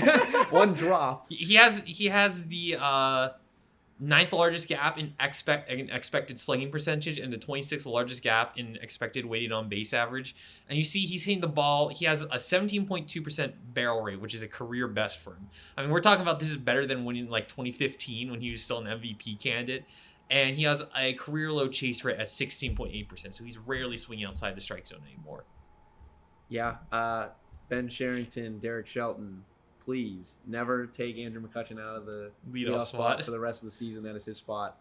Nobody else. I don't care. Yeah. Righty, lefty. He's Just leave him there. Just leave him there because it's worked. Honestly, same with like Reynolds Cruz going 1, 2, 3 Right with. after? Yeah, I think that should be. I don't care what you do with the rest of the lineup. Just Unless leave like that Cruz, 3. like unless Cruz, you want to sit him with a lefty, Hey. then maybe. Hey, I don't know about throwing I don't care out there. I'm gonna say that's how you end up with certain players, batting like 7th or 8th, and then they're like, oh Yeah, man. well, I know. I certainly don't want Jack Sawinski or Tellez batting cleanup or. Oh yeah, we know that. But, Tell us about clean up more often. I would clean up more than I would like to see this year. yeah, it's stressful, but Yeah, but dude, there is another guy who has been lighting it up. It just hasn't been on the major league roster, man, dude. Ji-Hwan Bae, our boy. Dude, I swear, man. Almost like every day, it feels like I go on Twitter, I'll see, or sorry, X, my bad, Elon, but I'll go on there and I'll see, no, it's Twitter. I'll see Ji-Hwan Bae, Ji-Hwan Bae 3-hit game, Ji-Hwan Bae 4-hit game, like almost every day. Like 1 for 2, 2 walks. And I'm wondering, I'm like, if only he had a parent club who, could use a little help on offense, which has been better. But, what? We're saying Ji-Hwan Bae couldn't come up on the roster right now? I would platoon him right now with Taylor in center field. Yeah, valid. I I like that. too. Yeah. Now, who do you send down right now? That's Probably Leka Williams. Williams, because you But can the thing still is, sub him too, into the infield occasionally. But then you're right back at that problem again when Hayes comes off IL. Who goes down then? Do we know how many options Williams has left? You can still get options this year. When We optioned. Remember, we optioned, and then we recalled him back up like 2 days later. when does Hayes come back? Well, he was on the 10-day IL. I don't really It necessarily should. know I think the timeline. I heard them say that it should be soon. So So do you think like when he's first eligible or like a little Atlanta- after that? Atlanta, maybe. maybe. Well, when did they do that? That was when we went to the game, right? It was that same day. Yeah. Yeah, because the Paul Skeens debut. That was the so same that should day. be- yeah, 'Cause- probably 'cause Atlanta The series. lineup card They got said he was. submitted. Last time I heard, he was okay. So Yeah, I mean, I think What was it's he dealing with again? it was back. back, which is the Ah, same thing yeah. it was previously. Tightness or just? Like back spasms or whatever. I don't I'll know. say, yeah, He just it had shouldn't back be. It problems shouldn't throughout be his anything career. too bad if it's a 10-day. No. But Well, hey, Marco Gonzalez got put on 10-day, and here we are. so yeah, is that Brian Brucky. that is true. So, But you call up Bay. I think you should platoon him in center field with Taylor. Taylor hits lefties well. Bay is a little lefty hitter, so you can put him against righties occasionally. yeah. No, I think it's about time. It's like, what was it? We were at Hershey Park, and I look down on my Twitter, and it goes, "Oh, G1 Bay 4 hits for AAA," and I'm Yeah, like, dude. "Oh yeah." Every day it feels like that's in my feed, and right now slash line 367, 479, 551 with a 172 WRC plus, and he's hitting the ball very hard, harder than he did last year. So he's showing that jump of improvement. And that exit velocity of almost 93 miles an hour is such stands out so much to me because this was a guy that was never supposed to hit for too much power, and it's a small sample size still, but like almost 93 miles an hour. Even if he could just be like 90 miles an hour in the major leagues, he'll hit well. So I think when you look at that too, like 367, I don't expect him to come up and hit 367. Oh, you don't? No, not at all. But like, so you knock like what 120, probably like 110 points off that. Probably come up hit 250, 260 in that Yeah. ballpark. I was gonna say if he That could is give more back than fine. if he could give us 260, 270, I'll be happy More than fine. because he walks at an yeah. okay-ish rate, and That's- with his speed, That's everyone's argument with Jake Lamb batting like 350. They're like, oh well, he's not going to bat 350 when he comes up, and it's just like, okay. Well, if, at even the if he same bats time- 240, at it's the still same- better than Rowdy. I say at the same time you need to give the brother the opportunity to come up. Okay, yeah. Worst things worst, you bring him up. He stinks. He goes back down. No, And dude, I despise that mentality so much. Of well, he's not going to do that. How do you know, dude? Like, Well, like I mean, I'd like to. no. If he's there- batting, there's if he's certain batting players- 350, he's Mike, like the best you and hitter me in the were league talking. this year. You and me were talking about it earlier. We were looking at the AL ERA leaders. Oh, yeah. How many of the guys on there do you think that people said before the season said things like, "Oh well, he's not finishing anywhere close. he was on the AL ERA leaders. It was- anywhere close to Cy Young." It was Reese Olson for Detroit, John Gray, Tarek Skubal, Seth Lugo, and who's the other one? There's one more. Cutter Crawford. I remember for a No, while he was up It wasn't there. Cutter Crawford. It was I remember he was another- up there for a Oh while. my God! And then he Let's just get mowed it down. up. Let's Who get it was up. it? Do I remember Cutter And I was Crawford just was like- up there for a while, and then he mowed down the Red I Sox, looked at him, I or was like, he "Yeah." mowed I down was the like, "Yeah, Pirates. Dawson." I was like, just take your guess on who you think's in this like lowest ERA. I will say I have not been following the American League nearly as well as I have And in I was years just past. like, and he didn't guess any of them right, except no, he did guess Tarek Skubal, Yeah, Scooball's good, but but like, that was it. let's see. I forget. It was someone. It was Seth. All Yeah, well, Seth Lugo is currently in the league. I just see if I can sort this. Oh, it's Ronel Blanco.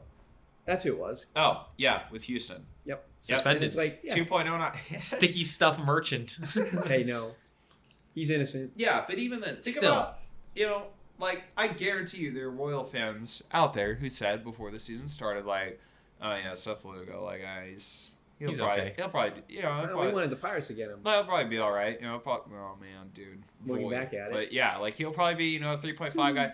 Now he's at a 1.79 leading the American League. And that's through ERA. what? 10 starts, 8 or 9, something. 10 like that. starts. 10 starts. See, 13 that's earned runs great. allowed in 65 and a third innings.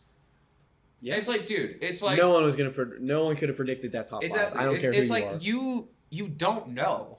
That's just the reality of it is. Guys could come up, have anything, something change in their mechanics, or just they figured things out. Things go right for them, they come up. Is there a good chance Jake Lamb is going to come up and hit 350? No. But it is it's not a 0% chance. That's right. There is a chance that he is able to come up and perform at a better level in the production And they're we've getting s- from first base now. And we've said it before. And that's what matters. We just want to see people come up, even if they don't do good, to show that you want to change. And they did it with Gonzalez, and look where we're at. Gonzalez is probably not going to go back down, barring an unforeseen fall off. or an Yeah. injury or something. Or an injury. 100%. But like, he's not going to go back down. So it's like, Yeah. why And not let you G1 got- Bay try that, or let Jake Lamb try Yeah, that? Lamb and Bay, especially Bay, I need to get a little more use. I think we all do need to get a little bit more use out of our G1 Bay jerseys. So, My City Connect G1 Bay. yeah, I still have the best story for that. It was like it was debut day, and I got it custom made in the shop. G1 Bay. I was like, yeah, this is great. That dude, he goes 0 for 2 with 2K. No, 0 for 3 with 3 Ks, and proceeded to get ejected after the third K. You're not allowed to go to debuts anymore. I was like, there's no way. I just You're not allowed to go to debuts anymore. Every time I hear you That's go to a awesome. debut, it just ends horribly. Hey, the Pirates won Paul Skeens' debut. That's true. Granted, it was a very Yeah, it up was and alright. It was down. roller Well, it's coaster. probably because Mike had a good feeling about it. Yeah, He did true. have a That's good it. feeling about G1 Bay that day, other Yeah. than buying his jersey. I also did call that Chris Archer was going to give up a bomb to Matt Carpenter in his debut. That was like the funniest thing. That is not surprising. But I mean, we got, I'll be wearing my G1 Bay jersey in a few days in Pittsburgh. The San Francisco Giants are coming into town, and then the Atlanta Braves are coming right after.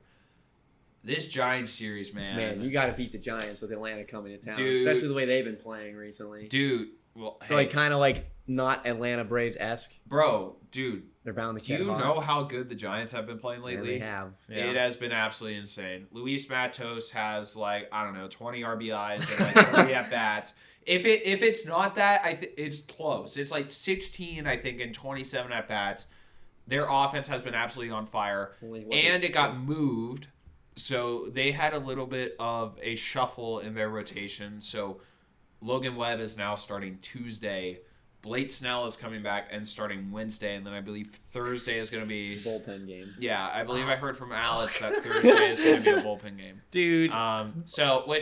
Thursday, that is also the day that Paul is starting. So that, all right, Maybe. One I've mo- also heard rumors that they might flip it and move him Wednesday. and move him to the first game of the Braves series Ah. to put Falter in between Jones and him to kind of mix it up. Because I don't think long term, like you can't have Skeens Yeah. and they're too similar. It's just like, Even then, that Giants bullpen game might be a little bit rough because their bullpen has been pretty good especially if it ends up being Skeens. lately as well. Yeah, Lou Jackson coming out. Yeah, but then you have Atlanta, who has been playing pretty good.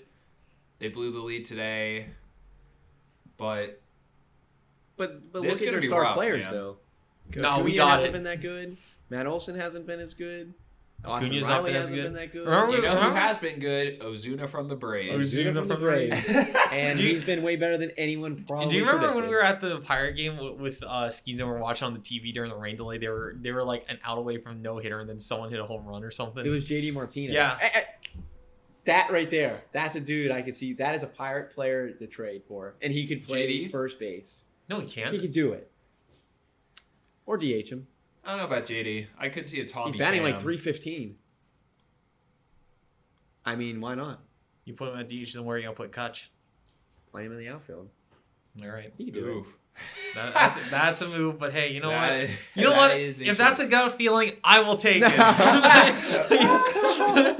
No, I'm not gonna put that on the record as a gut feeling, but because I saw a Twitter thing about Pete Alonso declining. It was 7-year contract or whatever, and they're like players to be on the lookout to be traded are him and Martinez. Yeah. And I was like, Martinez would be a guy I could see because he wouldn't be expensive, being at his age. And it's like, yeah, Yeah, but no, Giants, Braves, 2 big series coming up, and then a little bit of a road trip to Detroit and Toronto, which is going to be a little bit interesting. But coming up in these next few weeks, to go see Joe. anything you guys are looking for improvement-wise or from specific players, things you want to see? Just hoping that the offense that's been pretty good the last week or two just continues to hit well. yeah, keep it consistent. Consistency. I would say that'd be what it is. Yeah. I don't know, going against Webb, oof, that's going to be rough. Yeah, but here's the thing Uh, with the Pirates: they've been better against the aces of teams rather than That's true. the bottom dwellers. Yeah. I do wonder how Snell's going to be. This will be his first start back. I was gonna in say the he was at majors- AAA for a little bit. in the majors since he got injured. Yeah, because he was down in. Hey, well, I did see he did throw an immaculate inning in single A ball, I did not know that. but now you know. But yeah, Damn, he's poor going to be interesting single-A coming back hitters. because he didn't really have a good start to the season. He didn't really last year either when he won the Cy Young. also to be fair, I mean, he got signed pretty late. He Yeah. didn't have any spring No, training. that definitely will hurt him. Well, that could play in the Pirates' favor. Let's hope so. Yeah, we'll see. Mike, we might have made a bad move going on Tuesday instead of Wednesday, since Wednesday is Dollar Dog Night. Hey, don't forget this though. The Cock Shots got a doubleheader on Wednesday night. That Can't is miss it. that is true. Can't Mike miss it. Mike does have a softball doubleheader doubleheader Nice. that we can't miss. Can't miss him. So Dawson, are you gonna play now for? we get to see Martinez. Are you gonna play for the cock shots this weekend? Or Dude, this I week? would. I would pinch it if they need me. Hey, ready to go. I mean, hey, you get to see Logan Webb. That's fine. That's true. I was not expecting that. Going into this, but yeah. I heard You know what I from mean? Alex You and also he get to said- see your favorite player, Wilmer Flores, because we got a lefty on the hill. Oh my god. He will be in the dude. lineup probably, the right-hander against the lefty, Martin Perez. If Wilmer Flores is in the lineup and I'm in attendance, everyone who's getting their slips in out there, book it. Wilmer Flores home run. So go ahead and get those slips in. You guys have anything today before we close out? Bit of a long episode today. I mean, we knew it was gonna be a little bit of a marathon going into today. I mean, yeah. I think my big, like I said, consistency, be consistent with the hitting. Pitching, like see the bullpen tighten up a little bit. They did do good against Cubs, so I mean, they're working on it. And I think it'll be interesting to see, like you said, Giants are really hot right now. Yeah. So it's going to be tested right now. And then the Braves, who have not been great offensively. Well, I don't know, they haven't been bad by any means, but Yeah. expectations. They could be better. They're supposed to compared be what like the they are. best hitting Yeah. team in baseball, pretty much. And that's going to be a test. So I'd like to see it be consistent. Yep. Monsoon, anything? I think I said everything I have to say. All right, man. This is fun. Recording live, man. Yeah. Miss it. Yeah. Good times, but First time recording in person too. All of us together. That's yeah, good. all of us at once. Yeah. Yeah, we'll do some more of these in the future. It'll be a good time. Get rolling, but we'll see you guys later. I don't like how you guys are looking at me doing this closing. It's making me uncomfortable, but go Buccos, big week ahead. You made it sound like we were just like staring at you with like Dude, you wide were. open You were eyes. looking into my soul. Yeah. All right, we'll see you guys later. Down at the park. Go Bucks. Raise a Jolly Roger. It's been many years in coming. Let's keep that buck rolling.